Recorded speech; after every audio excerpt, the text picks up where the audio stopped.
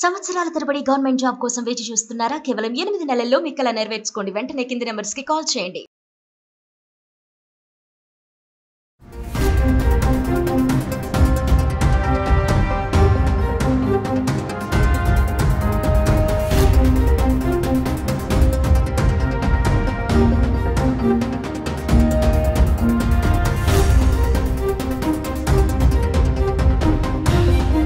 నమస్తే, welcome back to Suman T. ప్రస్తుతం మనతో పాటు ఉన్నారు consumers affairs committee chairman Mandadi Krishna Reddy గారు. నమస్తే సార్. నమస్తే అమ్మ.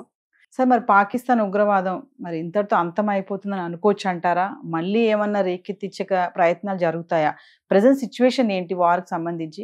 మరి భవిష్యత్తులో దీని యొక్క ఇంపాక్ట్ ఎలా ఉంటుంది అంటే ఏం చెప్తారు? వాస్తవంగా బుద్ధున్న పాకిస్తాన్ అయితే ఆ దేశ ప్రధానమంత్రికి మిగిలినటువంటి వాళ్ళు మేధావులందరికీ భారతదేశం యొక్క కెపాసిటీ ఏమిటో, పరిస్థితి ఏమిటో, ప్రపంచంలో 5వ మెయిన్ దేశంగా ఇవాళ అన్ని రకాలుగా 5th ప్లేస్ కింద మన కంట్రీ ఇవాళ ఉంది.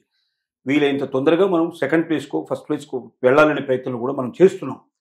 ఖచ్చితంగా 2047కి either 1st place or 2nd place compulsory మనం ఆక్యుపై చేసుకుంటామని ప్రపంచ దేశాలను నమ్ముతున్నాయి. అసలు పాకిస్తాన్ అనేది ఇవాళ ఏ ప్లేస్లో ఉంది? 64వ ప్లేస్లో ఉంది. ప్రపంచ దేశాల్లో లెక్కేస్తే 64వ ప్లేస్లో ఉంది. ఉన్న 5వ ప్లేస్లో ఉండేటువంటి భారతదేశం ఎక్కడ? 64వ ప్లేస్లో ఉండేటువంటి పాకిస్తాన్ ఎక్కడ? ఏ రకంగా సమానమైన భావించేటువంటి అవకాశం ఉందా? మేము భారతదేశం నుంచి విడిపోయాం కాబట్టి మేము భారతదేశంతో ఈక్వల్ అంటే, నీ దేశ జనాభా 20 నుంచి 30 కోట్ల మధ్యలో ఉంది నీ దేశ జనాభా. ఇక్కడ 144 కోట్ల నుంచి 150 కోట్ల మధ్యకి వచ్చేసి ప్రపంచంలో నెంబర్ 1 ప్లేస్లో ఉన్నది ఇక్కడ జనాభా. ఒక జనాభాతో కాకుండా మన దేశ విస్తీర్ణతతో చూసుకున్నా కూడా మనం 5వ ప్లేస్లో ఉన్నాం. పాకిస్తాన్ చాలా ఎక్కడో వెనకేసినటువంటి ప్లేస్లో ఉంది. కాబట్టి నీ విస్తీర్ణత తక్కువ, నీ జనాభా తక్కువ, నీకున్న రిసోర్సెస్ తక్కువ. ఇవాళ నీ రూపాయి విలువ భారతదేశం రూపాయలు చూసుకుంటే నువ్వు చిన్న వెంటకంత ఉన్నావు. ఇంత చిన్న ప్లేస్లో ఉన్నావు. దీంతో నువ్వు పోటీ పడవని నీకు తెలిసినప్పుడు, నీకు బుద్ధి వచ్చేట్టుగా చేసి ఎక్కడైతే మిలిటెంట్స్ క్యాంప్స్ ఉన్నాయో అంతవరకే కొట్టేసేసి వెనక్కి వచ్చినప్పుడు అర్థం చేసుకొని ఇక భవిష్యత్తులో మనం మిలిటెంట్స్ క్యాంప్ పెడితే వీళ్ళు కొట్టిపారేస్తారు, వీళ్ళు మన దేశంలోకి రావాల్సిన అవసరం లేదు కూడా, అక్కడ కరెక్ట్గా ట్రిగ్గర్ నొక్కితే ఇక్కడ మన పని అయిపోతుంది, అవుట్ అయిపోతుంది అనే విషయం అర్థమైన తర్వాత బుద్ధి తెచ్చుకొని కాంప్రమైజ్ అయిపోయి ఇక నుంచి మిలిటెంట్స్ నేను పెట్టుకోను, ఈ రోజు నుంచి నేను ఏ రకంగా కూడా నేను ట్రైనింగ్ ఇవ్వను అని ఏ అమెరికా లాంటి దేశం దగ్గర పోయి చెప్పేసుకొని ఓకే అండి, లేదా ఐక్యరాజ్యంతో దీన్ని చెప్పేసినా కూడా ఇక్కడితో క్లోజ్ అయిపోయింది.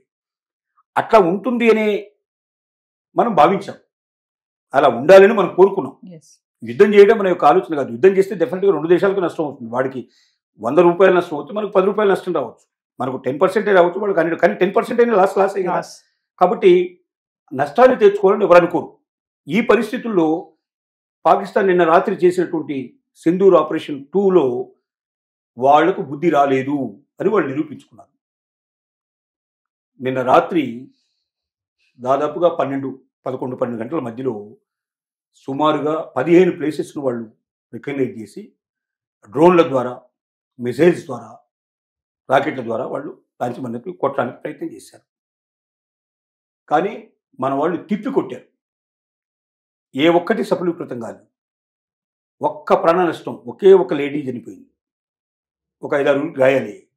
ఇంత పెద్ద బాంబింగ్ చేసి ఇంత చేస్తే మన దాంట్లో 100 పైగా మరణాలు వాళ్ళ మీద మనం కొట్టినప్పుడు 100 పైగా మరణాలు, దాదాపు 200 పైగా దాదాపు గాయాలైనట్టు వాళ్ళు కనపడ్డారు.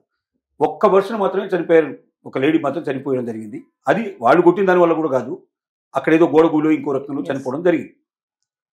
ఇప్పుడు వాళ్ళ మీదకి మనం అటాక్ చేసాం మళ్ళీ. అంటే ఇక ఆపరేషన్ సింధూర్ 2లో ఫుల్ ప్లెడ్జ్గా చెయ్యాలి, యుద్ధం చేయాలని డిసైడ్ చేసుకొని నిన్న రాత్రి పూర్తి అటాక్ స్టార్ట్ చేయడం జరిగింది. మన సాగర జలాల్లోంచి మనం ముందుకు తీసుకెళ్ళాం. విక్రాంత్ అనేటి చాలా పెద్ద పేరు మోసిన, ప్రపంచంలోనే గొప్ప పేరు పొందినటువంటి మనం వాహక నౌక, ఈ జలాంతర్గామి నౌక చాలా బ్రహ్మాండంగా పనిచేస్తాం. ఒకేసారి కొన్ని 100 రాకెట్లు దాని మీద దింపడానికి అవకాశం ఉంది. విమానాలు ఇక్కడ మనం ల్యాండ్ చేసే అవకాశం ఉంది. అక్కడ నుంచి మిజైల్స్ పంపించే అవకాశం ఉంది.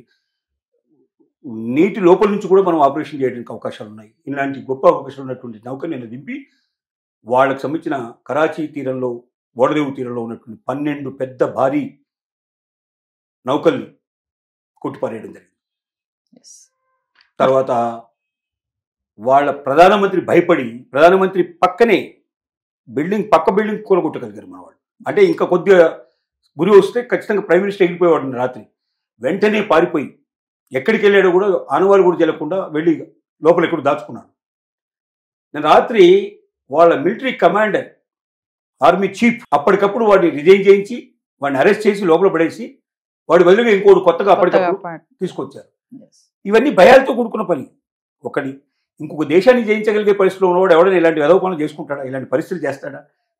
ఒక ఆర్మీ చీఫ్ అంటే కొత్తగా ఆర్మీ మీద పూర్తి కమాండ్ ఉండే వ్యక్తి, ఎప్పుడు ఎవరిని పంపించాలా, ఎలా చేయాలా, యుద్ధం ఎలా చేయాలి, ట్యాంక్ ఎప్పుడు పంపించాలి, పూర్తి అవగాహనతో ఉండేటువంటి వ్యక్తి ఆర్మీ చీఫ్.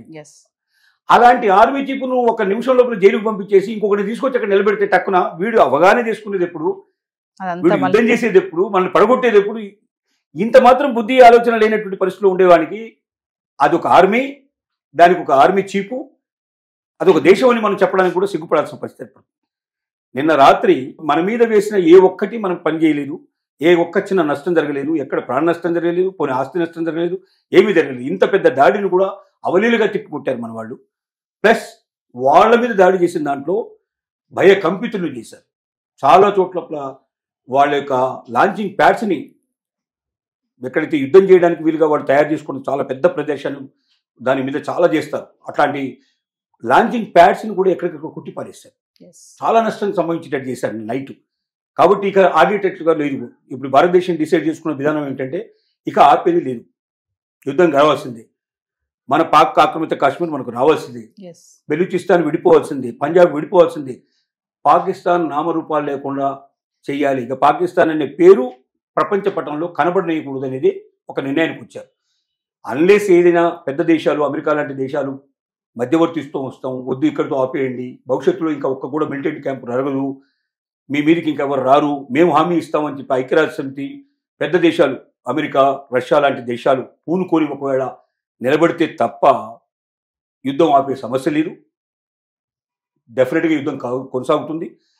వాళ్ళు 4 రోజులైనా నిలబడతారని మనం అనుకుంటే 4 నిమిషాలు కూడా నిలబడలేకపోయారు. నిన్న రాత్రి 4 నుంచి 10 నిమిషాల లోపల మొత్తం క్లోజ్ అయిపోయి భస్మీపటలం చేసి పారేస్తారు చాలా ప్రదేశాలు. అంటే మన మీదకి వచ్చిన అటాక్స్ని మనం పూర్తిగా ఒక్కటి కూడా మనకు ఏమాత్రం హాని చేయకుండా చూసుకోగలిగాం. వాళ్ళ ప్రదేశాలు, చాలా ప్రదేశాలు మనం కొట్టేయగలిగాం. వాళ్ళకు మిలిటరీలో చాలా ఆశ వచ్చేట్టుగా చేయగలిగాం. ప్రాణాలు కూడా ఎన్నిపోయిన సంగతి వాడు బయటకు పెట్టలేదు, కానీ చాలా భారీ ఎత్తున ప్రాణ నష్టం కూడా సంభవించిందని చాలామంది అనుమానిస్తున్నారు. ఆస్తి నష్టం అయితే చాలా పెద్ద ఎత్తున జరిగింది. సో మిలిటరీలో ఒక భయం పట్టుకుంది. ఇంకా భవిష్యత్తులో మనం ఉండగలమా లేదా అనే పరిస్థితి ఏర్పడింది. బహుశా ఈ రోజు రాత్రికి అది తేటతెల్లం అవుతుంది. ఇవాళ నైట్ కూడా యుద్ధం కొనసాగితే మాత్రం ఇక ఇది ఆగదు. కంటిన్యూస్గా వెళ్ళిపోయి అటో ఇటో తేలేదాకా నడుస్తుంది. మేబీ కొన్ని వారాల పాటు జరగవచ్చు, కొన్ని నెలల పాటు జరిగేటువంటి పాసిబిలిటీస్ కూడా ఉంటుంది. అంటే సార్, ఏదేమైనా మళ్ళీ పుట్టుకొచ్చే టెర్రరిజాన్ని భారత్ చేసిన దాడులు భయాన్ని పుట్టిస్తాయి అంటే ఏం చెప్తారు? వణుకు పుట్టించాయి. అంత సులభంగా వాళ్ళు ఏంటంటే వెనక్కి వెళితే ప్రజలు మనల్ని కొడతారేమో, ప్రజలు మనల్ని తిడతారేమో, ప్రజలు మనల్ని అసహించుకుంటారని అనుకుంటున్నారు. కానీ ఇప్పుడు ప్రజలకు తెలిసిపోయింది సంగతి. నిన్న రాత్రి జరిగిన దాంతో మన వాళ్ళు ఏమీ చేయలేరు. అక్కడ ఎవరిని ఏ చిన్న ఆస్తి నష్టం సంభవించలేరు, ఏ ప్రాణ నష్టం కూడా చేయలేరు మన వాళ్ళు. వాళ్ళు ఏం చేస్తున్నారంటే బార్డర్లో ఉండి అమాయక ప్రజలు, రైతులు, పొలాల్లో పనిచేసుకున్న రైతుల్ని అట్లాంటి వాళ్ళు గురి తీసుకుంటున్నారు బార్డర్లో ఉండే. ఎందుకంటే మన పంజాబ్ కరెక్ట్గా బార్డర్లో ఉంటుంది. అంటే మనకు వాళ్ళకు ఫెన్సింగ్ చేసినటువంటి కంచె ఏదైతుందో మధ్యలో ఒక ఫెన్సింగ్ కంచె, ఆ ఫెన్సింగ్ కంచెకి ఇటువైపున పొలాలు స్టార్ట్ అవుతాయి. అంటే ఆల్మోస్ట్ ఆల్ అక్కడ మిలిటరీ తిరిగే చెట్లు మొత్తం పొలాలు ఉంటాయి. మరి రైతులు పొలాల్లో పని చేసుకోకుండా ఎట్టుంటారు? రైతు కదా, ఆరుగాలం శ్రమించి వాడు బయటపడడానికి, వాడు సంతోషపడడానికి, లేకపోతే వాడికి ఏదో కొద్దిగా ఆదాయం రావడానికి ఆ పొలమే వాడికి ఉండేటుంది. పొలంలో తిరుగుతున్నాడు వాడు. వీళ్ళు మిలిటరీ వాళ్ళు ఎంత చెప్పినా వద్దు బాబు, బయట కనపడుతున్నావు, లోపల దాక్కు, లోపల ఉండు, లేదు ఇక్కడ ఉండకు, మేము పెట్టినట్టు క్యాంప్కి వెళ్ళిపో అని చెప్పినా కూడా నా వ్యవసాయం ఏమైపోతుందని వాడు భయం. వాడు పడి తిరుగుతున్నాడు, వాడిని గురి చూస్తున్నాడు, కొడుతున్నాడు. అలా 15 మంది నుంచి 35 మంది దాకా అమాయక ప్రజలు ప్రాణాలు వదిలిపెట్టారు ఈ వారం 10 రోజులు జరుగుతున్నటువంటి సంఘటనలు. ఇంతకు తప్ప వాళ్ళకి ఇంకేమీ చేసే శక్తి లేదు. వాళ్ళు మన మిలిటరీలో ఏం చేయలేరు, మన మిలిటరీ క్యాంప్స్లో ఏం చేయలేరు. వాళ్ళు ఏ రకంగా కూడా మన దేశాన్ని కబలించే పరిస్థితి లేదు, శక్తి లేదు, ఎక్కువ రోజులు నిలబడే పరిస్థితి కూడా లేదు. కరెక్ట్గా నిలబడితే కొంతమంది ఆలోచన ప్రకారంగా వారం రోజుల్లో 10 రోజుల లోపల మొత్తం టోటల్గా ఆక్యుపై అయినా కూడా ఆశ్చర్యపడాల్సిన అవసరం అని చెప్తున్నాను. Thank you.